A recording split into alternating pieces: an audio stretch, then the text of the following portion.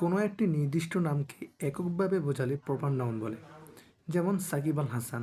সাকিব আল হাসান বলতে কিন্তু একজন নির্দিষ্ট মানুষকে বোঝায়। ঢাকা। ঢাকা একটি নির্দিষ্ট বাংলাদেশের রাজধানী, মানে একটি নির্দিষ্ট জায়গার নাম।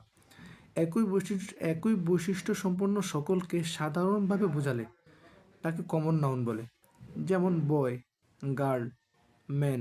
বয় বলতে কিন্তু সকল ছেলেকে বোঝায়, হ্যাঁ, কোনো একজন নির্দিষ্ট মানুষকে বোঝায় না, সুতরাং কমন নাউন বয়, গার্ল, ম্যান ইত্যাদি। একজনকে নয়, আবার সবাইকেও নয়, কিছু সংখ্যক বোঝালে তাকে কালেকটিভ নাউন বলা হয়। যেমন টিম, গ্যাং ইত্যাদি। বস্তুবাচক কোনো কিছুর নামকে বোঝালে যাকে ধরা যায়, ছোঁয়া যায়, পরিমাপ করা যায়, কিন্তু 1, 2, 3 এভাবে গণনা করা যায় না, যেমন তাকে ম্যাটেরিয়াল নাউন বলা হয়। যেমন ওয়াটার, এয়ার, মানে পানি, আগুন, বাতাস, এগুলা ধরা যায়, ছোঁয়া যায়, কিন্তু 1, 2, 3 এভাবে গণনা করা যায় না।